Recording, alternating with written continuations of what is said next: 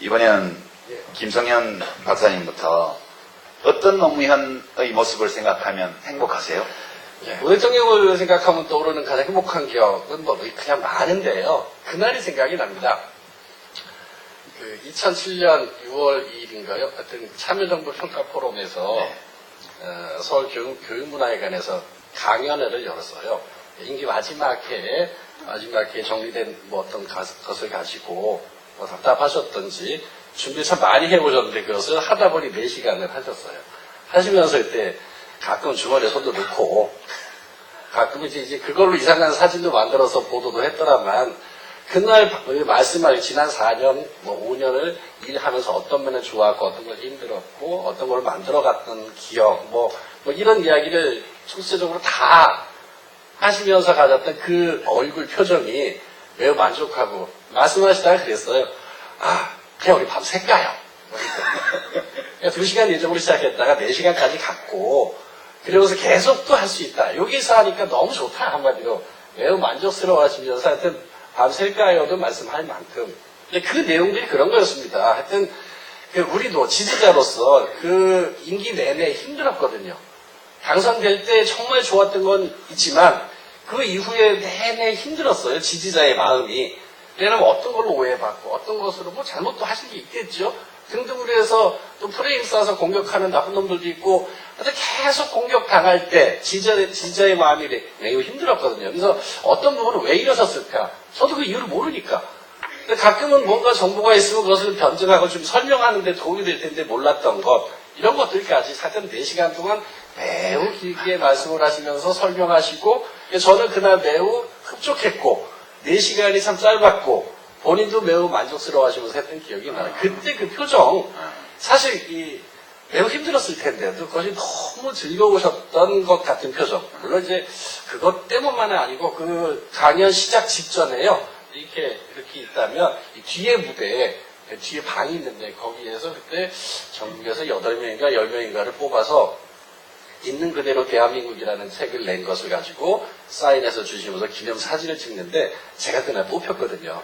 그래서 그 전에 이제 강연 듣기 전에 사진부터 찍고 와서 그랬는지부터 모르겠는데 하여튼 그날에 저랑 사진 찍어서 표정이 좋으셨는지 모르겠는데 하여튼 매우 만족스러웠던 그 본인의 얼굴과 지지자들이 함께 매우 기뻐했던 정말 좋았던 그 자리 생각하면 흐뭇하고 좋습니다. 그때가 그 전자권 문제로 호주머니 손 넣으신 장면이 조선일보에 나갔던 근데 그 장면, 그 사진은 그 평통에 가서 말씀을 하실 때 주머니에 손 넣은 거고 그 비슷한 시기이긴 해요. 그렇구나. 내용은 비슷한 거였는데 그죠? 전자권 아직도 못 돌려받았어요. 받을 생각도 없어요. 미국 엉디 뒤에 숨어가 형님만 믿습니다. 지금 딱 그거예요, 그죠? 그 연설이 참 생각나네요. 우리 노학래 대표는 언제 행복하세요? 예, 이것도 아마 제가 이 공적인 자리에서 처음 얘기하는 거니까 잘 들어주면 정말 의미를 한번 새겨볼 만한 일이에요. 옆에 있는 우리 유시민 작가는 아주 뭐 참여정부 때 잘 나가는 정치인이었어요. 장관하고. 근데 저는 이제 진짜 그 대선에서 뭐 노동국장하고 좀 말썽에서 제가 이제 돕는, 그리고 그 뒤에는 열린우리당에 이제 노동전문위원을 하고 이런 시절인데, 기억하기를 2006년 가을입니다. 대통령 집권당의 지지율이 막 떨어지던 굉장히 그 지방선거에 참패를 하면서 대통령 지지율이 곤두박질 치던 시점인데요. 노무현 대통령께서 그 국정과제회의를 굉장히 많이 하셨어요. 그 뭐 신문에서 위원회공화국이라고 뭐 비난도 받고요. 그런데 그때 이제 일자리 문제, 비정규직 문제 이런 것들을 해결하는 참여정부의 아주 핵심적인 정책과제의 하나로 사회서비스 부문 일자리 창출이라고 하는 것을 국정의 핵심 과제로 삼자 하는 노동 문제를 다루는 국정과제회의가 청와대에서 있었습니다. 그때 열린우리당의 정치위 의장이 저기였어요. 강봉균. 강봉균 씨. 의장이었고요. 원내대표가 김한길 대표였고 그랬었는데요. 참 아쉽습니다. 그때 그 지도부를 생각하면. 그런 회의였는데 되게 이제 청와대 국정과제회의를 가면 이제 헤드 테이블에 장관과 당 지도부들이 앉고요. 배석자라고 해서 그 옆 뒤편으로 그 의제와 관련되어서 실무자들이 예, 앉게 됩니다. 그래서 그때 김한길 원내대표를 포함한 당 지도부들이 앞에 앉았고, 저는 이제 그분들이 쓸 말씀 자료를 제가 다 노동정무위원이니까 사회서비스부 일자리 창출 이런 것 같은 제 전문 분야이기도 해서 제가 이제 말씀 자료를 써서 드리고, 저는 이제 배석자석에 앉아 있었어요. 저도 앞자리에 있었죠. 예, 맞습니다. 근데 이제 그 청와대 회의는 이게 딱 이게 대통령 일은 굉장히 많기 때문에 시간이 뭐 1시간 45분 딱 정해져 있으면 발언 순서라든가 이런 것도 쭉 먼저 시나리오가, 물론 그렇게 시나리오대로만 꼭 진행되는 건 아닌데 이건 정해져 있는데, 제가 한 3번 국정화대 회의 가보니까 항상 우리 대통령께서 말씀이 길어가지고 회의 시간을 다 넘기고 그러곤 했습니다. 그날도 그랬습니다.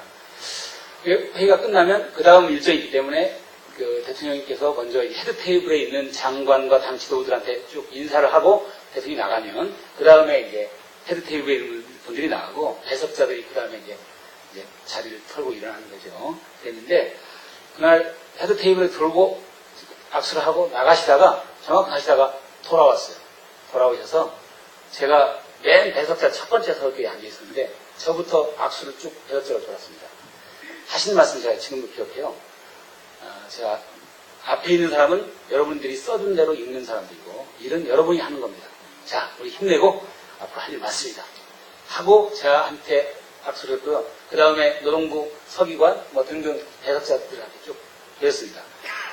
이게 아마 경호실의 의전 얘기에도 그렇게 하지 않는 걸로 되어 있는 부분인데 선생님께서 그렇게 하셨어요. 배석자들 한 바퀴 다 돌렸고 그리고 나가셨고, 이제 그러니까 헤드 테이블에 있던 분들은 나가려다가 엉어주춤 기다리고 계셨습니다. 대통령께서는 이제 뭐 큰 지휘도 하셨고, 뭐 정치인도 하셨고, 뭐 그 정치인으로서 이러저런 권위라든가 이런 것도 누려보셨고 그런 분이십니다만은 사람을 어떻게 대하는가 하는 점에서 난 남달랐던 분이다 이렇게 생각합니다. 그리고 정말로 자기가 격려해야 될 사람이 누구이고 자기가 응원해야 될 사람이 누구인가에 대해서 항상 깊이 생각하셨고, 그런 것 작은 에피소드지만 제게 아주 감동적으로 그 장면이 기억되고요. 옆에 있던 노동부 서기관이 아주 30대 초반의 젊은 친구였는데 뭐 한 달 동안 손 안 씻어야 되겠네 하는 이야기를 농담처럼 하던데요. 정말 그 장면이 기억나고요.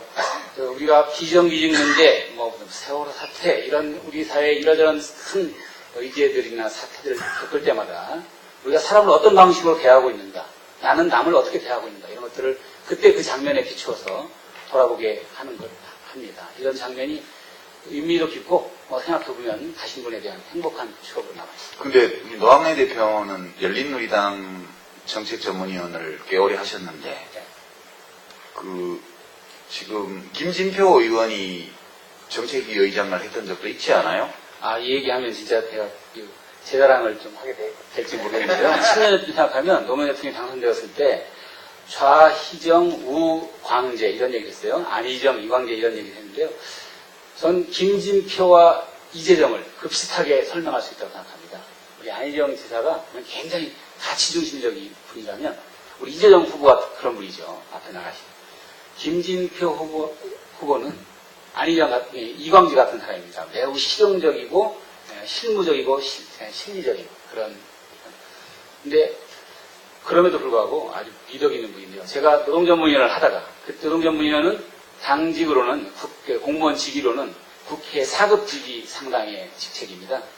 근데 제가 강봉근 의원 다음에 정책위 의장을 우리 김진표 의원이 후보가 정책위 의장, 열린우리당의 마지막 정책위 의장입니다. 의장을 하게 되는데 이 때가 이제 2007년 1월이고요.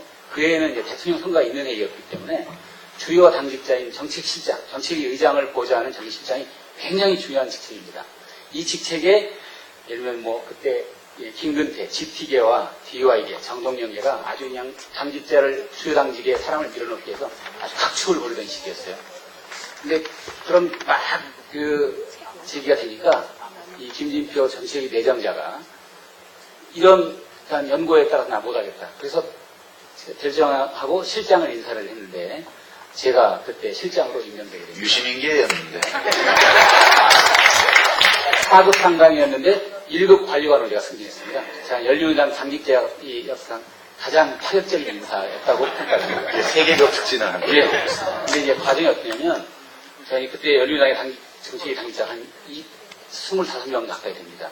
제가 그 25명 당직자 중에 유일하게 대학 충태학력자였습니다. 제가 뭐 거치게 사람을 살다 보니까 대학을 중간에 때려쳤습니다. 그랬고, 열린우리당 정책위 당직자 중에 가장 큰 속력수가 짧았습니다. 열린우리당이 창당된 뒤에 들어갔고, 대부분의 당직자들은 과거 새천년 민주당 때부터 했던 석박사 학위자들이 거의 대부분이었습니다. 근데 그 바로 직전에 있었던 당직자 당위평가에서 제가 1등을 했습니다. 저는 뭐 어떤 용어로 제가 평가를 받는지 모르지만, 김진표 의원 정책위 내정자가 저를 보자고 불렀어요. 몇 가지를 불렀던 게 지금도 기억납니다. 양노총 관계, 항노총 민주노총 관계를 어떻게 해야 되느냐.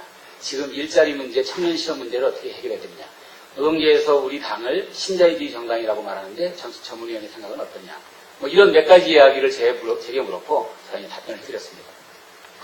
그게 아마 김진표 정책위 내정자, 의장 내정자로서는 아마 면접 시험 같이 생각하셨던 것 같아요. 그리고 저에게 정책실장을 해라 라는 것이었습니다. 제가 근속연수도 짧고 학벌도 안 되고 그래서 이러이런 사람을 시킨 게 좋겠습니다. 그랬더니 안 된다고 자네가 하라고. 그래서 1시간 동안 설득을 받고 이러던 논의 끝에 제가 실장을 맡게 되었습니다. 제 자랑인데요. 김진표 지금 누굴 자랑하는지 모르겠네. 김진표 의장이 연고, 학벌 이런 데 휘둘리지 않고 사람이 하는 능력이라든가 진정성 이런 것들을 중심으로 사람을 평가해야 되고 그래야 조직이 돌아간다. 이런 얘기를 그때 저한테 아주 제가 이제 참 두렵기도 하고 그래서 이제 거절할 때 거듭 말씀하셨고 정말 그래서 제가 큰 파격적인 승진에 주력이 될 수 있었습니다. 그 뒤로 1년여 동안 모시는 동안에 정말 많은 걸 제가 그분에게 배웠습니다. 배웠고 4년 전에 우리 유시민 후보하고 김진표 후보가 경선을 펼을 때 의장님께 저는 당을 달리하기 때문에 참여당에 있었으니까요. 달리하기 때문에 그래서 유시민 후보를 지지하지만 의장님과 유시민 후보 간에 저는 51대 40% 의장님을 지지합니다. 누구도 사실은 더 지지하지 않습니다. 이런 말씀을 제가 드리고 편지를 보냈던 적이 있어요. 그분이 제가 지금 이재정 후보의 비서실장입니다. 그렇게 해서 제가 선거판을 뛰고 있는데 같은 지역에서 이루어지는 도지사 선거에 대해서 제가 정말 제 선거처럼 진심으로 우리 이재정 후보님의 선거처럼 아주 이렇게 주시하면서 지켜보고 있습니다. 주시만 하는 거죠? 예, 여기까지. 주시 이상을 하면 위험하니까 관심을 가지고 주시만 하는 걸로. 그때 제가 국민참여당 할 때 그 고위직 1급짜리를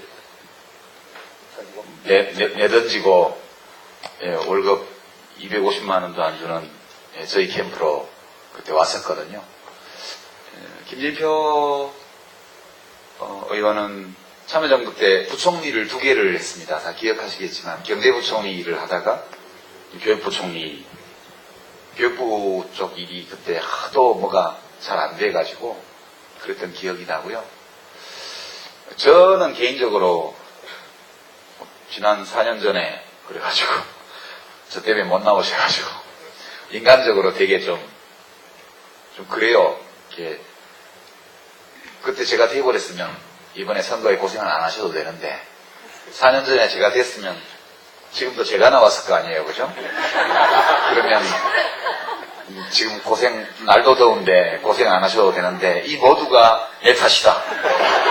그런 자책감을 느끼면서 저도 깊은 관심을 가지고 지켜만 보고 있습니다. 네, 우리 김인영 선생님, 언제의 어떤 노무현을 생각하면 행복하세요? 정치인을 지지하는 사람 입장에서는 그 정치인이 원하는 어떤 자리에 갔을 때 제일 일단 기쁘겠죠. 그래서 대통령 되셨을 때 굉장히 기뻤고 밤새서 이제 술 먹고 온 동네를 그냥 뺑뺑 돌면서 밤을 샜던 기억이 나는데요. 근데 이제 그분의 정말 감사한 점은 그런 것 같아요. 보통 찍어줬는데 되고 나서 못하면 쪽팔려가지고 어떤 전직 대통령은 많은 사람이 찍었음에도 불구하고 만나보면 아무도 안 찍었다고 하는 예, 누가 찍은지 몰라. 네, 아무도 안 찍었다고. 근데 이제 저희 같은 경우는 좀 아프긴 하지만 그런 말을 하는, 지지자들은 아니었던 거죠. 그럴만하게 잘 하셨는데, 많은 사람들이 이제 노무현 대통령이 정치를 하게 된 동인을, 그러니까 분노라고 많이 생각하지만 사실 그 분노는 어떤 분노이냐라고 생각해보면 사랑에서 나온 분노죠.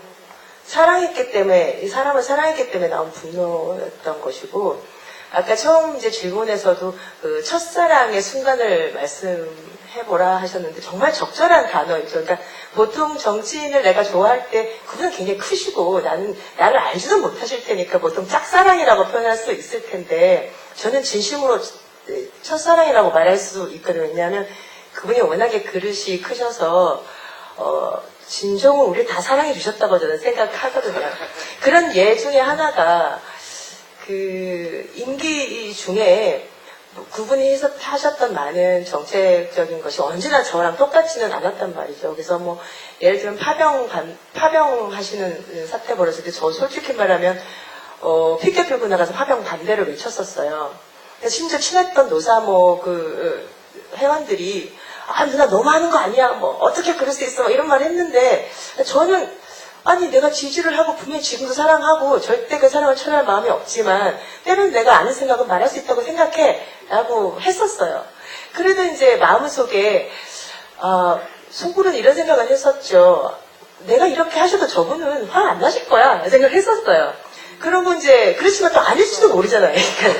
그래서 이제 세월이 흘렀는데, 어느 날 이제, 퇴임하시고, 이제 어떤, 강연 자리에 다른 분께서, 그, 비서관이셨다, 또 다른 분께서 에피소드를 얘기해 주시는데, 그때 파병을 하게 된, 사인을 해야 되는 날 밤에 얘기를 해 주시더라고요. 이제, 들어가서, 대통령님하고 이제 사인을 이제 하면 이제 파병 해야 되는 거죠. 근데 이제 들어가서 그렇게 딱 드리니까 대통령께서, 그래. 하고 이제 생각을 하시다가, 얘는 이제 집에 가라. 나 혼자 해서 밤 좀 새면서 좀 고민 좀 해볼란다. 이러시더래요. 그래서 이제 이 사람이, 네. 하고 이제 나가서 사실 집에를 못 가고, 밤새 기다렸대. 언제 띵 눌러서, 말씀하실지 몰라서. 그래서 아침이 다 돼서, 뭐, 7시인가, 8시인가, 그 시간 돼서도 안 부르시니까, 이제, 똑똑 하고 들어갔대요. 그랬더니 대통령께서 아직까지도 그 고민을 하시고 있다가, 이제 들어오시니까, 야, 니 진짜 아직 안 갔나? 그러고는 이제, 고민 끝났다. 내가 아무리 생각해도 이 방법밖에 없다. 하시면서 눈물을 이제 핑 돌리시더래요. 그게 사랑이시죠. 그분의 사랑. 그래서 저는 굉장히 사랑받은 국민이었다고 생각하고요. 그래서 정말 짝사랑이 아닌 나의 첫사랑이고 마지막 사랑이라고 생각합니다. 정치적으로. 네. 예.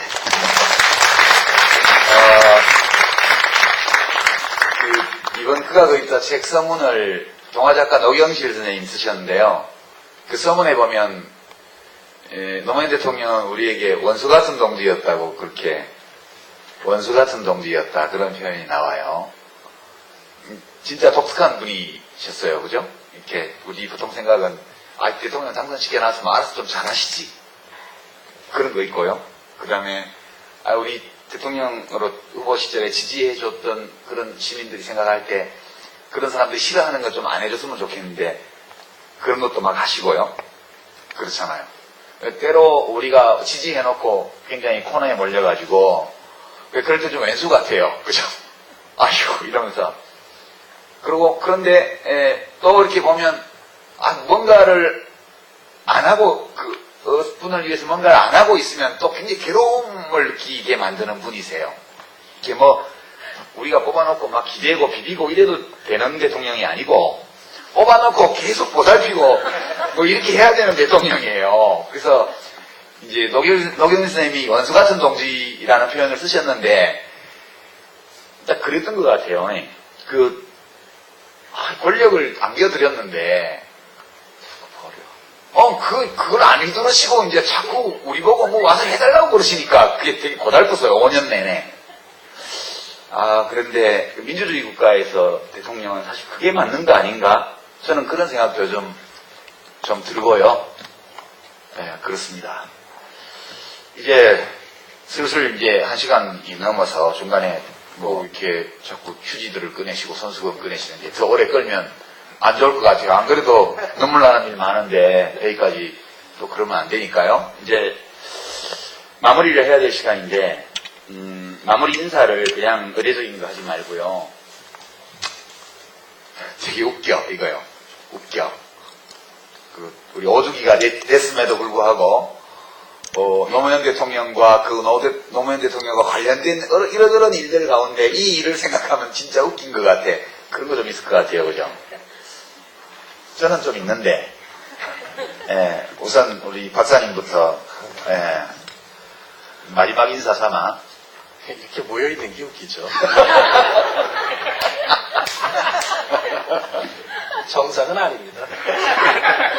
우리가 보통 정상이다 아니다를 더 다수의 사람들이 공통적으로 인정하는 부분을 정상이라고 하는데, 그런 의미에서 보면 그 대통령께서도 참 우리는 힘들게 뽑아놨는데 비상기를 하고 자꾸 놓고 뭐 말씀하신 대로 자꾸 뭐 도와줄 일만 만들고, 그분은 국민의 대변인을 하셨는지 모르지만 우리는 대통령의 대변인 하느라고 5년 힘들었고 지금 이제 7년째 또 죽도록 힘든 그런 상황입니다. 그래서 전체적으로 힘들기 때문에 더더욱 우리는 자꾸 모이게 되는 거 아닌가 싶고, 이 묘하게 이 구조는 계속 갈 것 같아요. 그래서 이 안에서 뭔가 다시 그 노무현 대통령의 그걸 이어갈, 뭐 단순히 계승한다가 아니라 더 발전시킬 그런 사람들이 우리 안에서 나오지 않으면 계속 이렇게 모여야 되고 계속 뭔가 더 도모해야 되고 뭐 그래야 되지 않겠나 싶습니다. 아무래도 될 것 같아요. 그러니까 한번 저는 그런 생각하거든요. 저도 오랜 세월을 대학 때는 꽤 열혈이다가 제가 또 좀 조신하게 목사로 목회 열심히 하거든요. 그래서 한참 열심히 하다가 너무 그 빚진 심정에서 아까 말씀드린 청문회 때 그 사람을 살아가는 그분을 보고서 다시 깨닫고 결심을 해서 이제 그 현업에 들어가서 이제 올해 열심히 하다가 2002년에 이건 아니다. 나만 생각하는 내 교회 식구만 생각하는 게 아니다. 그래서 이제 전격적으로 아니 요새 교회를 운영은 하세요 그래? 그럼요. 저희가 이제 4월 말에 이 목사 된 지 20주년을 지났고 이제 경력 깁니다 좀.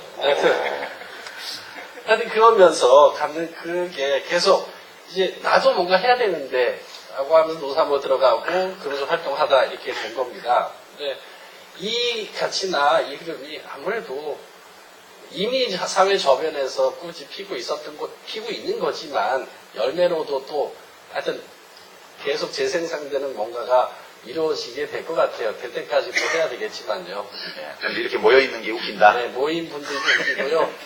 또 벌써 안 된 지가 벌써 이 좋은 세상 못 본 지가 7년인데 아직도 떠나지 않고 있는 것도 웃기고요. 각 당에 보면 다 이 요소요소에 숨어 있는 것도 웃기고요. 하여튼 좋은 날 만들 때까지 저는 활동할 겁니다. 전 참고로 정의당 경기도당위원장입니다. 근데 회사는 잘 돼요? 은빛기획? 지금 뭐 아까 나가신 이재정 후보님 선거를 돕겠다고요. 지금 2달째 회사문을 거의 절반 이상 닫아놓고. 문제야. 이거 웃기야 정말. 이제 3일 남았습니다. 진짜 1년 동안 회사에 굉장히 큰 전망을 제가 보았고요.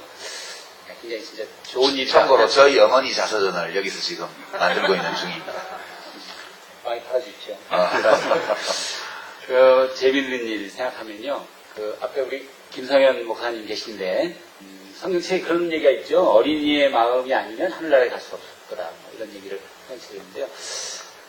그 하늘나라가 어떤 하늘나라인지 저는 뭐 알지 못하고 관심이 없기도 하고 그렇습니다만, 최근에 제가 윤태영 비서관의 그 기록을 보면서 거기 그 제목에도 그 책에도 나오는 대목인데, 봉화에 내려가셔가지고 막 하다가, 회의 참모들하고 회의하다가 앞에서 대통령 나오세요 하고 이제 뭐 몇십 명 모인 분들이 소리를 지르면 제가 머쓱하니 이 인기를 어떻게 할 수가 없네. 아유 이 인기 노래하면 좋노.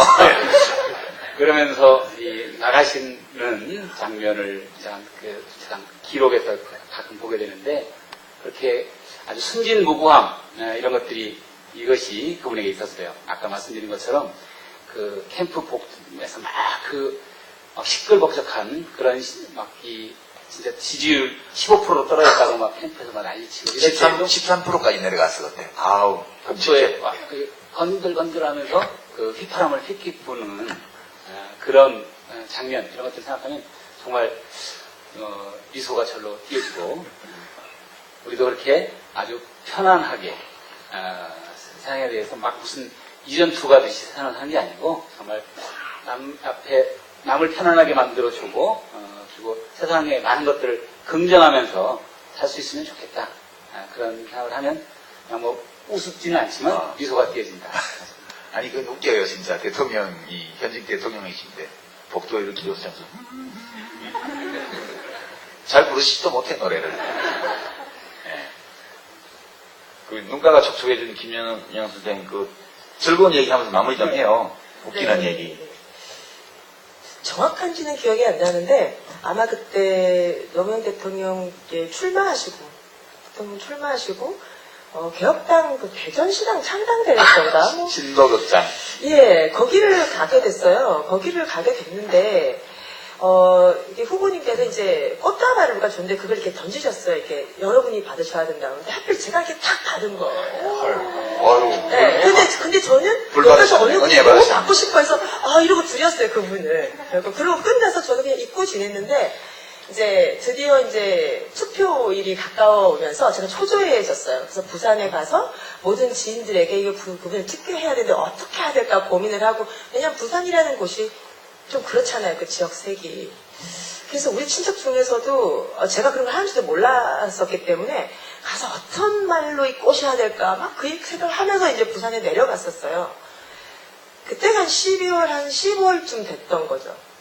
근데 이제 일단 친척들에게 놀라운 현상이 있었어요. 일단 갔는데 내가 아무 말도 안 했는데 모든 사람들이 밥상머리에서 노무현이라는 사람이 돼야 된다고 이러는 거예요. 그래서 너무 당황해서 이게 무슨 분위기일까 했더니 어느 분이 딱 얘기를 해주시는데 제가 그 TV에 나왔대요. 그 딱 받는 장면이. 그러니까 이제 친척들 생각에는 제가 저기를 가서 그 꽃다발을 제가 특별히 받을 만큼 일부러 이렇게 던져서 받을 만큼 친한 사이구나. 그러면 이 사람이 되면 우리 친척 얘가 승승장구 이렇게 생각을 하신 것 같아요. 그래서 근데 사실 그 거짓말이라고 나 사실 그렇게 잘 몰라요 라고 말할 수가 없잖아요. 표가 오는 것인데. 그래서 나보고 너 다음에 출마도 하니? 그래서 그럴 수도 충분히 이러면서 거짓말을 했던 기억이 하나 있고요. 그리고 이제 그날 밤에 이제 저는 이제 일단 친척들은 다 정리가 됐으니까 이제 후배들을 만나서 이제 뭐라고 말해야 되지? 얘들 분명히 권 모님을 찍으려고 할 텐데 뭐 이런 생각을 막 하고 이제 술자리에 지들이 만나자 이제 선배 내려왔다고 보자해서 봤는데 정말 얘네들이 중간에 저거 기어나갔다 들어가면 지들끼리 소닥소닥하고 그래서 저것들이 내가 뭐 다른 사람을 지지하는 걸 알고 좀 뭐가 있나 뭐 이러고 사실 계속 고민했어요. 또 어떻게 이것들한테 노무현이라는 후보를 찍으라고 말해야 될까 막 고민하고 있는데 그러니까 제 인생에 정말 노무현 대통령 때문에 가장 희한한 생일 선물을 받은 그날이 12월 15일이었는데요. 저는 이제 맛이 가갖고 막 선거하느라 바빠서 제 생일인지도 몰랐던 거예요. 근데 이 후배들은 내 생일인 줄 알고 있었고 얘들이 처음에 막 뭐 케이크도 갖고 오고 뭐 이렇게 머플러 이런 거 막 선물을 주더라고요. 그래서 이제 선물도 받았으니까 이제 얘기를 해봐야겠다 하는데 걔들이 저한테 이렇게 봉투를 하나 주는 거예요. 파란 봉투를 주는데 거기 이게 무슨 봉투인데 하니까 누나 뭐 봐봐. 사실 그 전까지 계속 얘들이 나를 지금 생각하면 놀린 건데 뭐 권모 씨가 괜찮지 뭐 계속 그러니까 나를 무지 초조하게 만들었었거든요. 근데 걔들이 봉투를 줘서 이렇게 딱 꺼내보니까 시작에 뭐라고 돼 있냐면 노무현 후보를 찍기로 한 사람 명단 이거예요. 그래서 그게 이제 말하자면 선배에게 주는 생일 선물이라는 거 진짜 생일 선물. 박수 한번 쳐야겠다. 네. 이게 거의 한 100명이 넘게 다 끌어모은 거죠. 그래서 잊을 수 없는 생일 선물을 이제 노무현 대통령 덕분에 받게 됐고 그때 이제 대구 그분이 되셨을 때 제가 그 뒤에 돈을 엄청 썼어요. 이제 아시겠죠? 김영양 선생이 최소한 100표 이상을 부산에서만 움직일 수 있는 큰 손이라는 거. 네. 근데 비슷한 경험인데 저도 그 2002년도에 제가 이제 집이 대구고 친척들이 다 경북 지역에 살기 때문에 제 친가 쪽은 워낙 또 이데올로기가 완고하셔서 얘기가 잘 안 통하고 외가 쪽은 약간 물렁물렁 하더라고요. 그래서 제가 노무현이 대통령 되면 내 장관한다. 그 전에 무슨 얘기를 해도 안 통했는데요. 노무현이 대통령 되면 내 장관한다. 이 한마디에 그냥 저희 이모들 여러분이 다 넘어오시고 이종 사촌들이 다 넘어오더라고요. 비슷한 거죠, 그죠? 때로는 거짓말이 필요합니다. 국가를 위해서. 뭐 거짓말은 아니었잖아요. 그런 가능성이 있었고 바로 야, 됐으니까. 예. 실제로 장관을 했잖아요. 됐어가지고 시켜달라고. 김영선 선생이 얘기한 것처럼 그 대전 신도극장이요. 그게 2002년 11월 달에 노무현 대통령 후보 지지율이 엄청 바닥으로 와 있을 때, 그때쯤인데, 그 김원농 의원님 기억하시죠? 그때 개혁당에서 영입해가지고 원내 정당으로 들어가서 국회 뒤쪽에 1층에 사무실을 요구를 해서 사무실에서 받았어요. 그게 비교섭단체 소수정당이 원내 대표실을 갖게 된 최초의 사례입니다. 이제 그거를 우리가 이제 받아내고 김원웅 의원님의 지구당 창당대회를 신도극장에서 한 거예요. 극장 이름도 끝내주죠. 신도극장. 아멘. 그리고 그 개혁당 대덕지구당 창당대회인가에 노무현 후보가 오셨는데 거의 종교집회 분위기. 네, 지금 생각해도 웃겨 죽겠어요. 불 받았어요, 그날. 그래서 그 행사를 마치고 대전역에서 한바탕 한 다음에 올라오면서 후보 유세 일정을 따라서 천안역에서 또 하는데 그날 눈이 왔습니다. 한방눈이 미쳤어 생각해보면 그 우리밖에 없는데 거기서 뭐 춤을 추고 깃발을 들고 행진을 하고 기차놀이를 하고 난리예요. 그죠? 지금 생각하면 되게 웃겨요. 저는 그때를 생각하면. 근데 그 2002년 12월이 정말 열정의 시기, 열정이 폭발한 시기였다는 생각이 들고 그 뒤로 우리 사회에서는 왠지 각 개인의 마음, 각자의 마음 속에 또 사회 전체적으로 어쩐지 열정이 식어버리고 이해타산만 남은 것 같은 그런 느낌이 저는 많이 듭니다. 대한민국이 뭔가 더 좋은 쪽으로 변화해 나가기 위해서는 우리 김윤영 선생님이 2002년 12월에 그렇게 했던 것과 같은 열정을 발산하는 시민들이 많아야만 변화가 일어나죠. 그래서 이 오죽이 맞아서 우리가 행복했던 어떤 순간 또 기쁘고 화나는 일들 또 지금 생각하면 좀 웃기는 거 이런 걸 짚고 본 이유는 이 열정의 불길이라는 것도 번지는 것 같아요. 누군가의 마음속에 그 불이 피기 시작하면 옆에 옮겨붙을 가능성이 많고요. 내 마음속에 불이 피어오르고 있는데 남들도 그런 것 같으면 덩달아서 그 불이 커지는 경향이 있는 것 같아요. 그래서 열정이 사라진 시대는 웃을 일이 사실 별로 없고 희망이 없는 사회일지도 모른다. 그런 생각 좀 하면서 우리 마음속에 촉촉한 그런 슬픔의 눈물과 더불어서 그 눈물을 다시 태워서 불길로 만들어낼 수 있는 열정 이런 것들이 완전히 죽지 않았음을 오늘 좀 서로 확인하고요. 지금 활활 안 타는 것 같지만 어느 시점에선가 뭔가 계기가 주어지면 우리 마음속에 불길을 일으키고 다른 많은 사람들의 마음에 그 열정의 불길을 옮겨 놓을 수 있는 그런 준비들을 우리가 좀 해야 되지 않을까 이런 아멘. 네, 할렐루야. 자, 이제 이걸로 이제 마무리를 할 텐데요. 제가 오늘 오기 전에 자, 우선 무리를 일으켜서 대단히 죄송합니다. 제 팬, 저를 좋아한다고 평소에 말씀하신 분들은 그 정치다방 예고편 때문에 시끄러워가지고 또 여러 가지 소리를 들으셨을지 모르겠는데요. 소위 악마의 편집으로 정의당 당직자들이 대박을 터뜨려서 팟캐스트에서 예고편만으로 1등을 한 사례가 없었다는데 많은 팟캐스트 진행자들로부터 제가 엄청난 비난과 이를 받았습니다.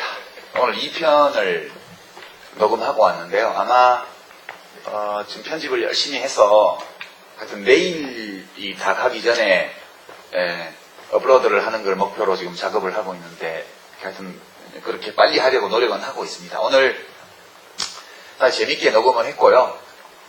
제가 거기서 참고로 미리 예고편으로 말씀드리면 김기춘 비서실장이 사퇴해야 된다는 그런 목소리가 굉장히 많죠, 야권에서. 제가 그거에 단호히 반대한다는 입장을 피력했습니다. 왜냐? 아무리 못나고 무능력하고 나쁜 짓을 하는 정부라도 정부가 있는 게 없는 것보다는 낫다. 김기춘 실장마저 물러난다면 지금 이 대한민국은 정부가 없어지는 거나 똑같다. 수첩도 없는데. 예, 그렇게 말했다는 점을 말씀드리고요. 아울러서 김무성 의원이 총리 제의를 간접적으로 받았지만 나는 총리하지 않고 당대표를 하겠다 이렇게 했잖아요. 그게 이제 광도 안 들고 광판 거다. 저희가 그런 결론을 내렸어요. 그런 간접 제의는 저도 많이 받았거든요. 트위터에.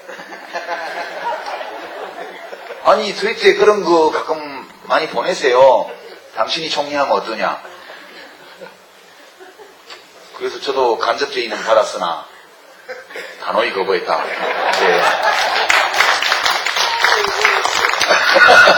말 되나? 네.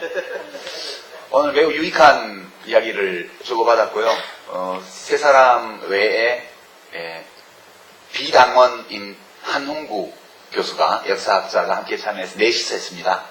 그러니까 다 정의당의 선대위원장, 공동선대위원장인 노회찬 위원장하고 그 다음에 정의당의 SNS 공감위원장인 진중권 선생하고 정의당의 평당원인 저하고 비당원인 한홍구 교수하고 넷이서 했는데 그렇게 말하더군요. 비당원이면 어때? 당원이고 당원이면 어떻고 비당원이면 어때? 똑같은 당원이지. 말 되는지 모르겠는데 당원이면 어떻고 비당원이면 어때? 다 같은 당원인데. 그런 우스개도 참 많이 주고받았고요. 편집이 어떻게 돼서 나올지 모르겠는데 하여튼 1편보다는 좀 더 재밌을 것 같아요. 2편의 핵심 주제는 공안 마피아. 그냥 법피아가 아니고요. 공안 마피아. 김기춘이라는 인물에 대한 집중 분석을 해봤습니다. 기대해 주십시오. 여기 오해의 소지가 있을까봐 소개는 못 드렸는데 여기 과천시 아까 이재정 교육감 후보님은 잠시 토크를 하고 가셨는데 기호 4번으로 출마해 계신 박정원 후보님도 함께 하셨고요. 또 심영옥 후보님도 잠깐 일어서 보시죠. 박정원 후보님 어디 계실까요? 심영옥 후보님이죠.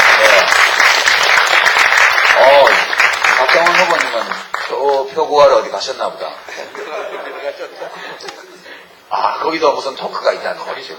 거리 토크를 하러 가셨고요. 정의당의 비례대표 후보로 출마하신 정수진님, 아직 20대라고 제가 들었는데, 우리 신영호 후보님은 아마 저 부모님이신 것 같은데요. 그죠? 그 어르신 두 분이 개퇴하고 계신데, 여러분, 격려, 혹시 지방선거 후보님들 중에 또 와서 함께 하신 분 계신데 제가 몰랐던 분이 계신가요? 그래요? 도비례의원 표구하러 딴 데 가셨대요. 아까 오셨다가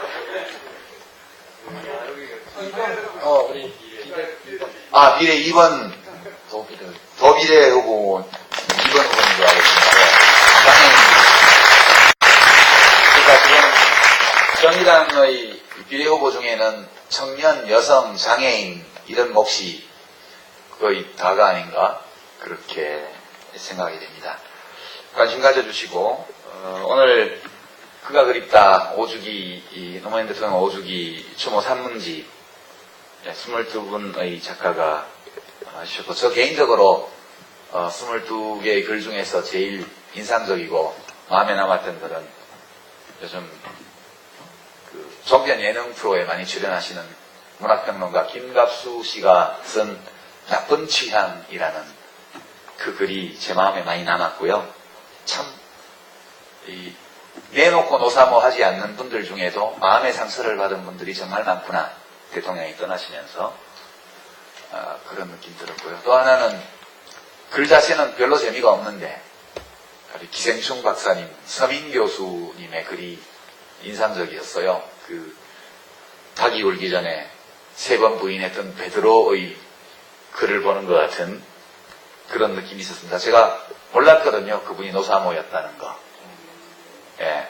그리고 원고를 받았을 때 너무 노골적인 노사모스러운 글이어서 편집자들이 좀 당혹해했습니다. 그래서 제가 뭐 어때? 이런 글도 있고 저런 글도 있어야지. 돌아가신 지 5년이나 되었는데 네, 사랑했습니다. 이 얘기 지금도 못해? 그냥 싫어요. 그래가지고 이제 실린 가장 노사모스러운 글이 서민 교수님 글인데요. 그분이 그런 열혈 노사모였다는 거 진짜 몰랐어요. 그래서 배신자들이 많았구나. 그런 것도 세상 깨달았고, 시간이 흐르면서 우리들이 마음속에 노무현 대통령께서 나타나는 색깔이라든가 모양이라든가 이런 것들이 또 변화가 있는 거구나. 그런 것도 함께 느꼈습니다. 오늘 날도 더운데 여기까지 오셔가지고 긴 시간 함께 해주신 여러분들 아주 반가웠고요. 고마웠고요. 여러분 모두 사랑합니다.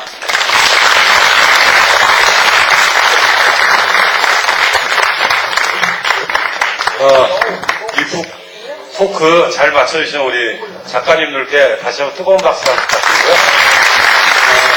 이제 강연 듣기 전에 사진부터 찍고 와서 그랬는지 더 모르겠는데, 하여튼 그날에 저랑 사진 찍어서 표정이 좋으셨는지 모르겠는데, 하여튼 매우 만족스러웠던 그 본인의 얼굴과 지지자들이 함께 매우 기뻐했던 정말 좋았던 그 자리 생각하면 흐뭇하고 좋습니다. 그때가 그 전자권 문제로 호주머니 손 넣으신 장면이 조선일보에 나갔던 근데 그 장면, 그 사진은 그 평통에 가서 평통. 말씀을 하실 때 주머니에 손 넣은 거고, 예. 그 비슷한 시기긴 해요. 그렇구나. 예, 내용은 비슷한 거였는데, 그죠? 네. 전자권, 아직도 못 돌려받았어요. 다들 생각도 없어요. 미국 응디 뒤에 숨어가 형님만 믿습니다. 지금 딱 그거예요, 그죠? 그 연설이 참 생각나네요. 우리 노왕래 대표는 언제 행복하세요? 예, 이것도 아마 제가 이 공적인 자리에서 처음 얘기하는 거니까 잘 들어주면 정말 의미를 한번 새겨볼 만한 일이에요. 옆에 있는 우리 유시민 작가는 아주 뭐 참여정부 때 잘 나가는 정치인이었어요. 장관하고. 근데 저는 이제 진짜 그 대선에서 뭐 노동국장하고 좀 말썽에서 제가 이제 돕는, 그리고 그 뒤에는 열린우리당에 이제 노동전문위원을 하고 이런 시절인데, 기억하기를 2006년 가을입니다. 대통령 집권당의 지지율이 막 떨어지던, 굉장히 그 지방선거에 참패를 하면서 대통령 지지율이 곤두박질 치던 시점인데요. 노무현 대통령께서 그 국정과제회의를 굉장히 많이 하셨어요. 그 뭐 신문에서 위원회공화국이요, 뭐 비난도 받고요. 그런데 그때 이제 일자리 문제, 기정규직 문제 이런 것들을 해결하는 참여정부의 아주 핵심적인 정책과제의 하나로 사회서비스 부문 일자리 창출이라고 하는 것을 국정의 핵심 과제로 삼자 하는 노동 문제를 다루는 국정과제회의가 청와대에서 있었습니다. 그때 열린우리당의 정책위 의장이 저기였어요. 그 강공균. 예, 강봉균 씨. 예. 의장이었고요. 원내대표가 김한길 대표였고 그랬었는데요. 참 아쉽습니다. 그때 그 지도부를 생각하면. 그런 회의였는데, 되게 이제 청와대 국정과제회의를 가면 이제 헤드 테이블에 장관과 당 지도부들이 앉고요. 배석자라고 해서 그 옆 뒤편으로 그 의제와 관련되어서 실무자들이 앉게 됩니다. 그래서 그때 김한길 원내대표를 포함한 당 지도부들이 앞에 앉았고, 저는 이제 그분들이 쓸 말씀 자료를 제가 다 노무전문위원이니까 사회서비스 일자리 창출 이런 것은 제 전문 분야이기도 해서 제가 이제 말씀 자료를 써서 드리고, 저는 이제 배석자께 앉아 있었어요. 저도 앞자리에 있었죠. 예, 맞습니다. 근데 이제 그 청와대 회의는 이게 딱 대통령 일은 굉장히 많기 때문에 시간이 뭐 1시간 45분 딱 정해져 있으면 발언 순서라든가 이런 것도 쭉 뭐 시나리오가, 물론 그렇게 시나리오대로만 꼭 진행되는 건 아닌데 이렇게 정해져 있는데, 제가 한 3번 국정과제에 가보니까 항상 우리 대통령께서 말씀이 길어가지고 회의 시간을 다 넘기고 그러곤 했습니다. 그날도 그랬습니다.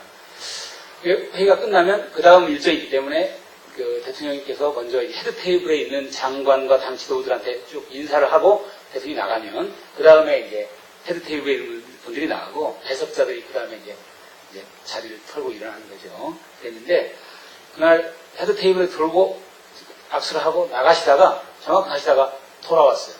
돌아오셔서 제가 맨 배석자 첫 번째 서기에 앉아 있었는데 저부터 악수를 쭉 배석자로 돌았습니다.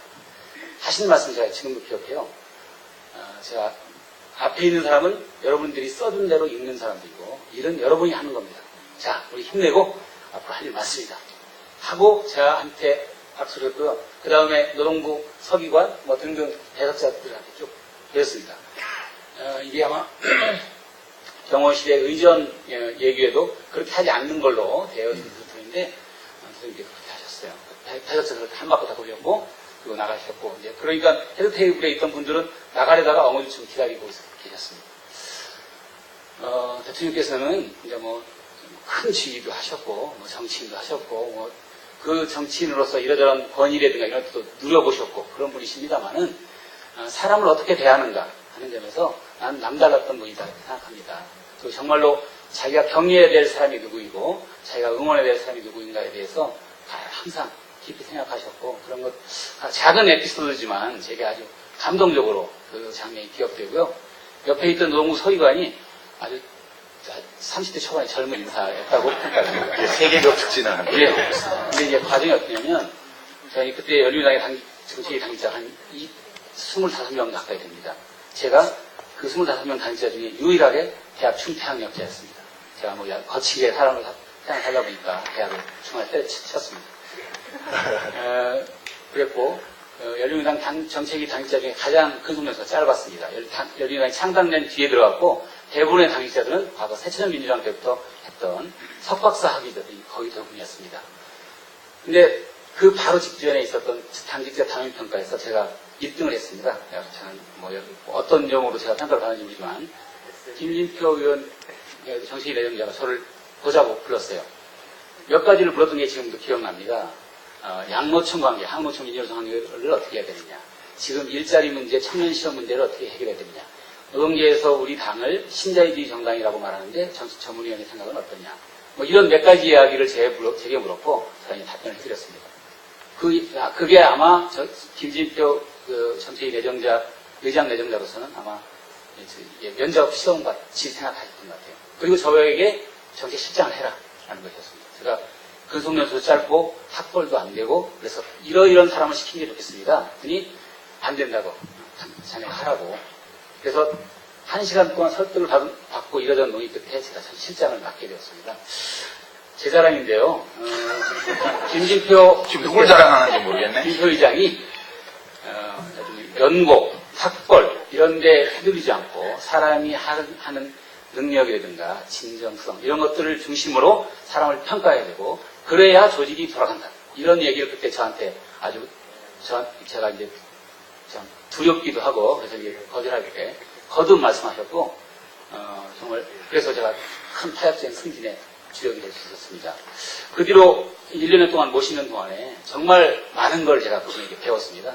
배웠고 4년 전에 우리 유시민 후보하고 김진표 후보가 경선을 펼을 때 의장님께 저는 당을 달리하기 때문에 참여당에 있었으니까요. 달리하기 때문에 그래서 유시민 후보를 지지하지만 의장님과 유시민 후보 간에 저는 51대 40% 의장님을 지지합니다. 누구도 사실은 더 지지하지 않습니다. 이런 친구였는데 뭐 한 달 동안 손 안 씻어야 되겠네 하는 이야기를 농담처럼 하던데요. 정말 그 장면이 기억나고요.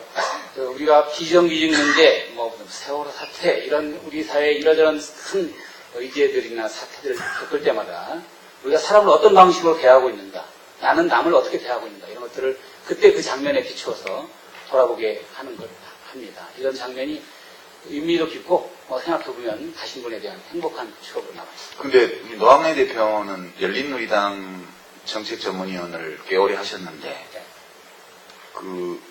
지금 김진표 의원이 정책위 의장을 했던 적도 있지 않아요? 이 얘기하면 진짜 제가 제 자랑을 좀 하게 될지 모르겠는데요. 10년 생각하면 노무현 대통령이 당선되었을 때 좌희정, 우광재 이런 얘기 했어요. 안희정, 이광재 이런 얘기를 했는데요. 전 김진표와 이재정을 비슷하게 설명할 수 있다고 생각합니다. 우리 안희정 지사가 굉장히 가치 중심적인 분이라면 우리 이재정 후보가 그런 분이죠. 앞에 나가신 김진표 후보는 안희정 같은 이광지 같은 사람입니다. 매우 실용적이고 실무적이고 실리적인 그런. 근데 그럼에도 불구하고 아주 미덕 있는 분인데요. 제가 노동전문위원을 하다가 그 노동전문위원은 당직으로는 공무원 직위로는 국회 4급 직위 상당의 직책입니다. 근데 제가 강봉근 의원 다음에 정책위 의장을 우리 김진표 의원이 후보가 정책위 의장, 열린우당의 마지막 정책위 의장입니다. 의장을 하게 되는데 이 때가 이제 2007년 1월이고요. 그 해에는 이제 대통령 선거가 있는 해였기 때문에 주요 당직자인 정책실장, 정책위 의장을 보좌하는 정책실장이 굉장히 중요한 직책입니다. 이 직책에 예를 들면 뭐 그때 김근태, GT계와 DY계, 정동영계가 아주 그냥 당직자를 주요 당직에 사람을 밀어넣기 위해서 아주 각축을 벌이던 시기였어요. 근데 그럼 막 제기가 되니까 이 김진표 정책위 내정자가 이런 연고에 따라서 나 못하겠다. 그래서 결정하고 실장을 인사를 했는데 제가 그때 실장으로 임명되게 됐습니다. 유시민계였는데. 4급 상당이었는데 1급 관리관으로 제가 승진했습니다. 제가 열린우당 당직자 이 역사상 가장 파격적인. 이번에는 김성현 박사님부터 어떤 노무현의 모습을 생각하면 행복하세요? 대통령을 생각하면 떠오르는 가장 행복한 기억은 뭐 그냥 많은데요. 그날이 생각이 납니다. 2007년 6월 2일인가요? 하여튼 참여정부 평가 포럼에서 서울 교육문화회관에서 강연회를 열었어요. 임기 마지막 해에 정리된 뭐 어떤 것을 가지고 뭐 답답하셨던지 준비 참 많이 해보셨는데 그것을 하다 보니 4시간을 하셨어요. 하시면서 이때 가끔 주머니에 손도 넣고 가끔 이제 그걸로 이상한 사진도 만들어서 보도도 했더라만 그날 말씀하신 지난 4년, 뭐 5년을 일하면서 어떤 면에 좋았고 어떤 걸 힘들었고 어떤 걸 만들어갔던 기억 뭐 이런 이야기를 총체적으로 다 하시면서 가졌던 그 얼굴 표정이 매우 만족하고 말씀하시다가 그랬어요. 그냥 우리 밤 샐까요?